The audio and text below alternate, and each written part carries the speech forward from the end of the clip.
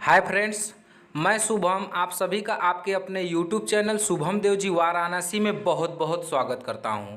दोस्तों, आज के इस वीडियो में हम लोग बात करने वाले हैं 16 अक्टूबर 2022 को संपन्न हुए यूपी पेट एग्जाम के शिफ्ट 2 के आंसर के बारे में।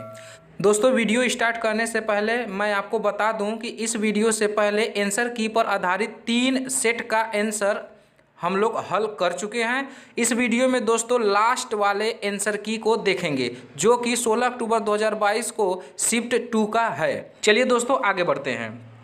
पहला क्वेश्चन है दोस्तों इसमें कि जैन धर्म का सबसे महत्वपूर्ण मौलिक सिद्धांत है। दोस्तों याद करिए, जब हम जैन धर्म के बारे में पढ़ा रहे थे तो हमने आपको बताए थे चतुर्याम सिद्धांत के बारे में, जिसमें सत्य, अहिंसा, अस्तेय व अपरिग्रह को शामिल था।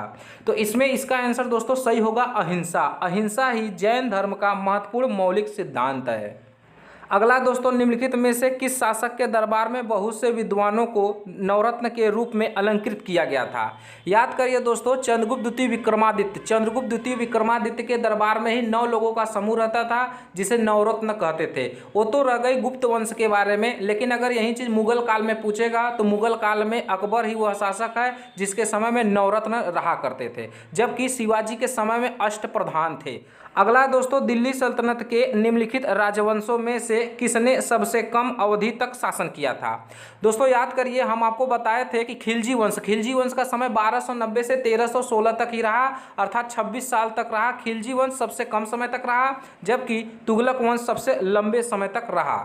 अगला दोस्तों, डलहौजी ने भारत में ब्रिटिश साम्राज्य के लिए खालिस्तान अवध को कब्जे में लिया था। याद करिए दोस्तों, हम आपको बताए थे कि अवध को इसने कुशासन के आरोप में हड़पा था। जिस समय यह ब्रिटिश साम्राज्य में अवध को मिलाया उस समय अवध का शासक वाजिद अली शाह था, और यही वाजिद अली शाह अवध का अंतिम नवाब था, जबकि अवध के पहले नवाब एवं अवध के संस्थापक सआदत खां बुरहान उल मुल्क थे। जिस समय 1857 का विद्रोह हुआ था उस समय अवध से नेतृत्व बेगम हजरत महल ने किया।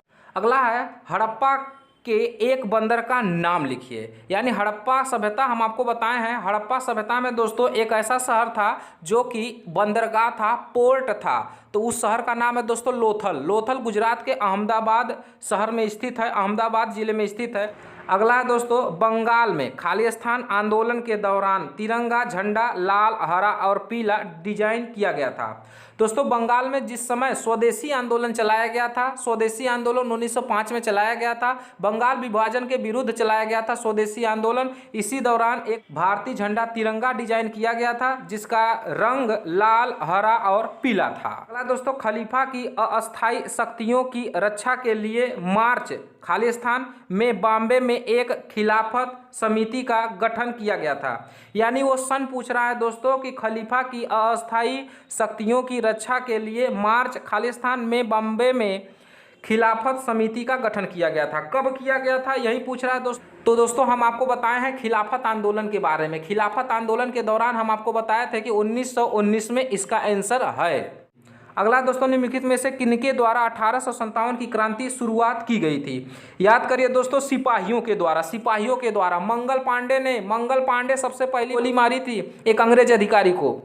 अगला दोस्तों, अरावली पर्वत श्रेणी में सबसे ऊंचा शिखर कौन सा है? दोस्तों याद करिए, आप बहुत अच्छे से जानते हैं इसे, गुरु शिखर ही अरावली की सबसे ऊंची चोटी है जो राजस्थान के सिरोही जिले में स्थित है। जबकि दक्षिण भारत की सबसे ऊंची चोटी का नाम अनाईमुड़ी है, यह केरल के अन्नामलाई पहाड़ी पर स्थित है। जबकि दक्षिण भारत की दूसरी सबसे ऊंची चोटी दोंडा बेटा है जो नीलगिरी पर्वत तमिलनाडु में स्थित है।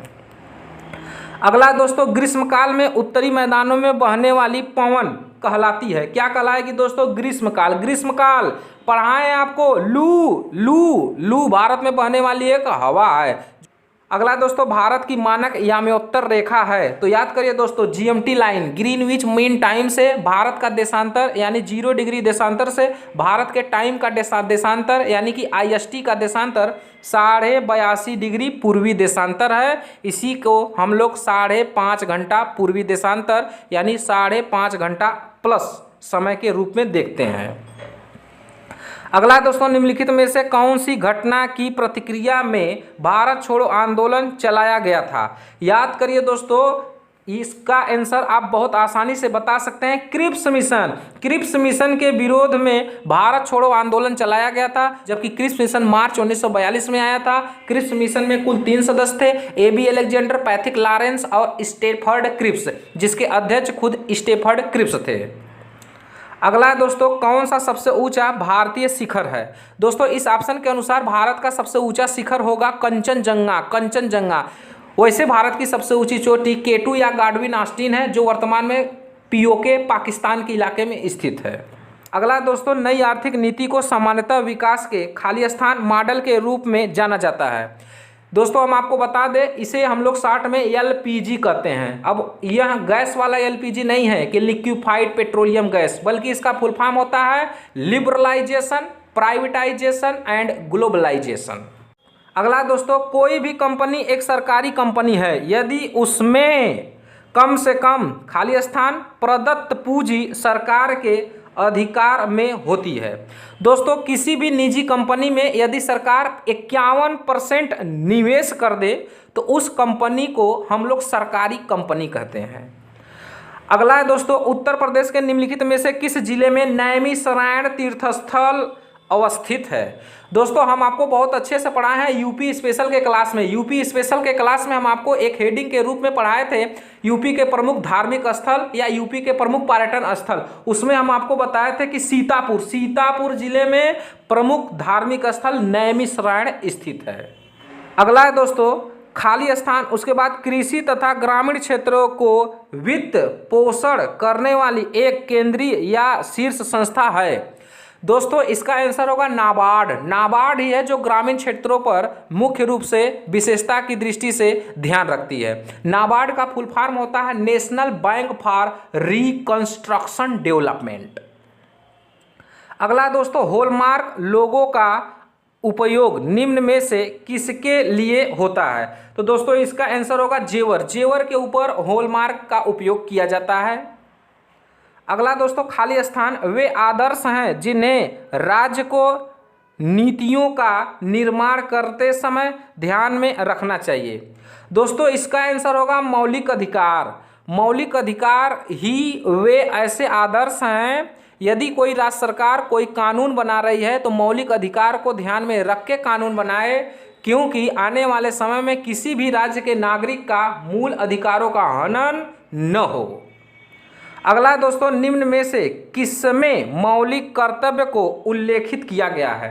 दोस्तों याद करेंगे मौलिक कर्तव्य का उल्लेख भारतीय संविधान के भाग 4 के क यानी कि भाग IV क में शामिल है। मौलिक कर्तव्य रूस से लिया गया है दोस्तों, सोर सिंह समिति के सुझाव पर। इसके अलावा 42वें संविधान संशोधन 1976 के तहत मौलिक कर्तव्य को भारतीय संविधान में जोड़ा गया और वह भाग है भाग 4 क और आर्टिकल है 51 क। अगला दोस्तों, भारतीय संविधान का अनुच्छेद 343 किसके बारे में है? दोस्तों 343 में राजभाषा के बारे में बताया गया है। याद करेंगे भारत का कोई भी राष्ट्रभाषा नहीं है। अगला दोस्तों, निम्न में से कौन सा अनुच्छेद धन विधेयक को परिभाषित करता है?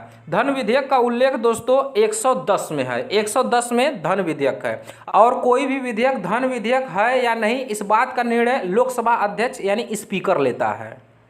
अगला दोस्तों, निम्न में से कौन सा इंद्रधनुष के 7 रंगों में से एक रंग नहीं है? आपको पढ़ाए हैं ब्रह्मांड सौरमंडल के चैप्टर में, तो नीला, बैगनी, सफ़ेद और नारंगी।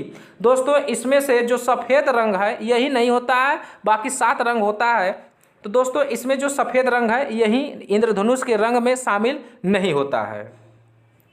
अगला दोस्तों, निम्न में से किस गैस को ग्रीन हाउस गैस के रूप में नहीं जाना जाता है? तो याद करिए दोस्तों, कार्बन डाइऑक्साइड को जाना जाता है, मेथेन को भी ग्रीन हाउस गैस कहते हैं, आर्गन को ग्रीन हाउस गैस के श्रेणी में नहीं रखा जाता है, जबकि नाइट्रस ऑक्साइड को भी ग्रीन हाउस गैस के श्रेणी में रखा जाता है। नाइट्रस ऑक्साइड को तो हास्य गैस कहते हैं। अगला दोस्तों, वॉशिंग सोडा किसका प्रचलित नाम है? यानी वॉशिंग सोडा को और किस नाम से जाना जाता है?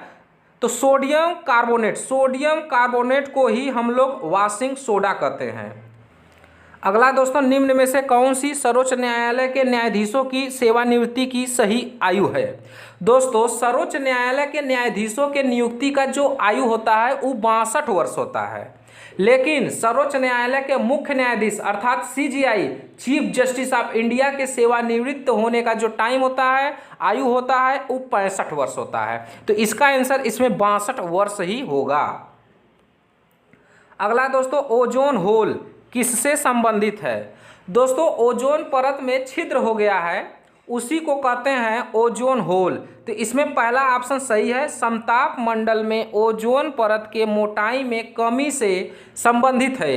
यानी ओजोन परत किस मंडल में है? पढ़ाए हैं समताप मंडल। ओजोन परत ही है जिसे हम लोग पृथ्वी के सुरक्षा कवच के रूप में जानते हैं। इसके अलावा पृथ्वी पर आने वाले सूर्य से निकलकर पराबैंगनी किरणें, अल्ट्रावायलेट किरणें को रोकती है ओजोन परत। ओजोन परत की खोज चार्ल्स फैब्री एवं हेनरी बुसोन नामक व्यक्ति ने किया था। ओजोन परत की मोटाई स्पेक्ट्रोफोटोमीटर के द्वारा मापा जाता है, जबकि ओजोन परत के मोटाई मापने की इकाई डाप्सन है। अंटार्कटिका महाद्वीप के ऊपर ओजोन परत में छिद्र भी हो गया है। अगला दोस्तों, निम्न में से किस राज्य में भारत के प्रथम अमृत सरोवर का उद्घाटन किया गया था? करंट अफेयर्स के दौरान दोस्तों हम लोग यूपी स्पेशल में इसे पढ़े थे। उत्तर प्रदेश के रामपुर में भारत का पहला अमृत सरोवर का उद्घाटन किया गया था। अगला दोस्तों, निम्नलिखित में से कौन सी ओमान की राजधानी है? बहुत आसान है दोस्तों, मास्को। मास्को तो रूस की राजधानी है। माले मालदीव की राजधानी है। मनामा बहरीन की राजधानी है। और ओमान की राजधानी क्या होगा तब? मस्कट। अगला दोस्तों देखिए, यह क्वेश्चन थोड़ा कट गया है, लेकिन उस क्वेश्चन को हम पढ़ दे रहे हैं। वह क्वेश्चन यही था कि निम्न में से कौन भारत का पड़ोसी समुद्री पड़ोसी देश है? तो दोस्तों इसमें ऑप्शन है श्रीलंका और मालदीव, सेशेल्स और ऑस्ट्रेलिया, मालदीव और म्यांमार, लक्षद्वीप और श्रीलंका। दोस्तों इसका आंसर होगा श्रीलंका और मालदीव। श्रीलंका और मालदीव ही भारत के पड़ोसी समुद्री देश हैं। अगला दोस्तों, संयुक्त राज्य अमेरिका का राष्ट्रीय खेल क्या है? तो इसका आंसर होगा दोस्तों बेसबॉल। अगला है, निम्नलिखित में से किस व्यक्ति ने हिंद स्वराज पुस्तक लिखी थी? कई बार पढ़ाए हैं और क्लास में रिवीजन भी कराए थे। दोस्तों ये वही पुस्तक है जिसकी रचना महात्मा गांधी ने की थी। महात्मा गांधी ने इस पुस्तक की रचना जहाज में रहकर की थी। उस समय वह दक्षिण अफ्रीका आ रहे थे, इंग्लैंड से दक्षिण अफ्रीका आ रहे थे। इसी पुस्तक में उन्होंने ब्रिटिश संसद को बांझ और वैश्या बताया था। अगला दोस्तों, संगाई महोत्सव। संगाई महोत्सव कहाँ मनाया जाता है? तो दोस्तों संगाई महोत्सव मणिपुर में मनाया जाता है। मणिपुर का एक प्रसिद्ध महोत्सव है जिसे कहते हैं हम लोग संगाई। अगला दोस्तों, निम्नलिखित में से खाली स्थान एक केंद्र शासित प्रदेश की राजधानी नहीं है। यानी दोस्तों एक ऐसा शहर है जो केंद्र शासित प्रदेश की राजधानी नहीं है। तो पुदुचेरी है, दमन भी है, कावारत्ती भी है, लेकिन आइजोल एक राज्य की राजधानी है और उस राज्य का नाम है मिजोरम। मिजोरम की राजधानी आइजोल। अगला दोस्तों, निम्नलिखित में से किस शहर को राजस्थान का सफेद शहर कहा जाता है? उदयपुर। उदयपुर को दोस्तों राजस्थान का सफेद शहर कहते हैं, जबकि जयपुर को पिंक सिटी कहा जाता है। अगला है, भारत में अंतर्राष्ट्रीय श्रमिक दिवस किस दिन मनाया जाता है? दोस्तों अंतर्राष्ट्रीय श्रमिक दिवस यानी इंटरनेशनल लेबर डे यानी अंतर्राष्ट्रीय मजदूर दिवस वह 1 मई को मनाया जाता है। अगला है, निम्नलिखित में से कौन सा लोकसभा के प्रथम अध्यक्ष यानी स्पीकर थे? हम आपको बताए हैं दोस्तों GV मावलंकर यानी गणेश वासुदेव मावलंकर। इसमें केवल गणेश मावलंकर है, तो यही ऑप्शन सही होगा, ऑप्शन नंबर सी। दोस्तों मैं आप सभी से निवेदन करूंगा कि इस बार यानी कि 2022 में जो यूपी पेट का एग्जाम हुआ है वह 4 शिफ्ट में हुआ है और चारों शिफ्ट के ऊपर मैंने वीडियो बना दिया है और चारों का लिंक मैं अपने डिस्क्रिप्शन बॉक्स में दे दिया हूं। कृपया एक बार आप उस लिंक पे जाकर वीडियो को जरूर देखें। मिलते हैं दोस्तों नेक्स्ट वीडियो में एक नए चैप्टर के साथ, तब तक के लिए जय हिंद।